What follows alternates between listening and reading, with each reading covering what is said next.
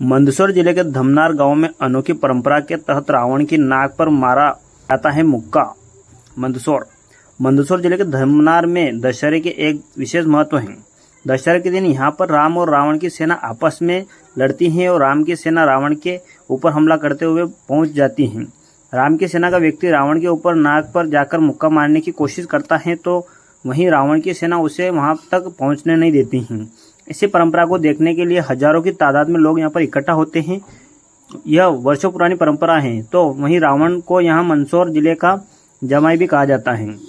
इसी परंपरा को कायम रखते हुए राम सेना का व्यक्ति जब तक रावण के ऊपर नहीं चढ़ जाता है तब तक युद्ध चलता रहता है। तब राम सेना का व्यक्ति ऊपर चढ़कर रावण की नाक पर मुक्का दे देता है तो युद्ध खत्म हो जाता है और उसे विजेता घोषित किया जाता है।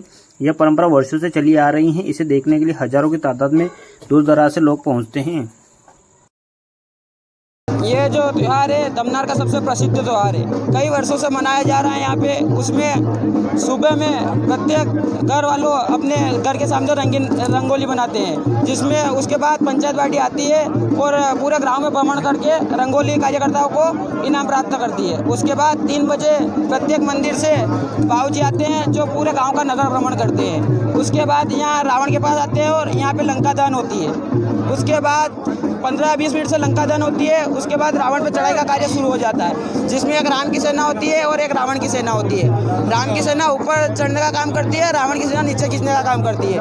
घंटों मकसद करने के बाद राम की सेना आखिरकार जीत पाई लेती है, क्योंकि असत्य पर सत्य की जीत हमेशा होती आई है। आज भी सत्य की जीत हुई है। ऊपर क्या करता है रावण के ऊपर चढ़ के बाद जो ऊपर चढ़ता है और रावण की नाक पे मुक्का मार के रावण का वध करता है। कई वर्षों से परंपरा चल रही है। मकसद तो बहुत रहता है। सबका मकसद यही रहता है कि आज हम ही मारेंगे। सभी भाइयों का यहाँ पे योगदान रहता है। उसके बाद राम की सेना ऊपर चढ़ी जाती है। कार्यक्रम चलता है। बहुत बुजुर्ग बाप दादा वो टाइम से दशहरा मनाते आ रहे हैं हम, और मैंने भी कम से 60 साल की उम्र हो गई। ये भी मैं देख रहा हूँ और मैंने साथ में रहकर रावण का अच्छा कार्यक्रम करा और 2-4 साल रावण मैं खुद भी मारा हूँ मैंने भी। और पब्लिक देखा गई, पब्लिक देखने आसपास गाँव को सभी से आती है। और 12 महीने त्यौहार मनाते हैं हम। बहन बेटियों को सभी को ला के 12 महीने में पूरा त्यौहार एक अनूठा त्यौहार मनाते हैं हम। और ये आसपास से पब्लिक देखने के लिए उत्साह के साथ और रंगारंग कार्यक्रम भी होता है यहाँ दशहरा पे। और गांव में करीबन सभी घरों में मिठाई का सेव वगैरह मिठाई जो भी बाकी सभी सलपार भोजन वगैरह सभी बनाते हैं। और आसपास से आज मेहमान सभी को भोजन भी खिलाया जाता है। और शुरू से करते पिताजी ने बुजुर्ग करता है, उसके देख रहे हम भी करते आ रहे सभी परम्परा। देखो, धमनार का जो रावण वध परंपरा है वो इतनी अनूठी है कि पूरे मध्य प्रदेश ही नहीं पूरे भारत के अंदर एक अलग ही प्रकार से यहाँ का रावण वध की जो परंपरा है वो यहाँ जो निर्वहन होती है उससे एक धमनार की पहचान ही नहीं पूरे मंदसौर जिले की पहचान होती है। क्योंकि आपने देखा होगा कि रावण वध के तरीके जो हैं कहीं पर उसको आग लगा के वध किया जाता है, कहीं और तरीके से होता है। लेकिन यहाँ का जो जोश था युवाओं के अंदर और उत्साह जो आपने देखा है और यहाँ के जो वध का जो तरीका था वो सबसे हट करके था। और गांव का जो ये परंपरा जो लंबे समय से चली आ रही है, ये पूरा गांव सभी समाज सभी धर्म होता है। किस तरह से यहाँ पर जो दशहरा पर्व मनाया जाता है, ये ग्राम पंचायत और एक दशहरा उत्सव समिति दोनों मिलकर के इस पर्व को मनाती है।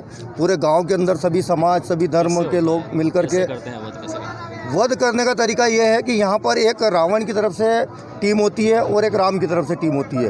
तो रावण वाली टीम जो होती है वो रावण के साइड में जो आप देख रहे हो पीछे दृश्य दिख रहा है आपको कि उस होटले के ऊपर सारे युवा लोग खड़े रहते हैं और राम की सेना नीचे होती है। जब वो उस रावण को मारने के लिए ऊपर चढ़ना चाहती है तो वो उन्हें रोकना चाहते हैं। वो लगातार ये क्रम चलता है। जब होटले पर चढ़ जाते हैं फिर उसके बाद रावण की बड़ी प्रतिमा है तो उसके हाथ के माध्यम से उसके नाक तक पहुँचना चाहते हैं। और वो जब कोई कार्यकर्ता इस या राम की तरफ से सेना का जो एक कार्यकर्ता ऊपर चढ़ जाता है तो रावण की नाक पर मुक्का मार करके उसका घमंड चूर किया जाता है। और ये दिखाया जाता है कि अब घमंड इस दुनिया के अंदर नहीं रह सकता है।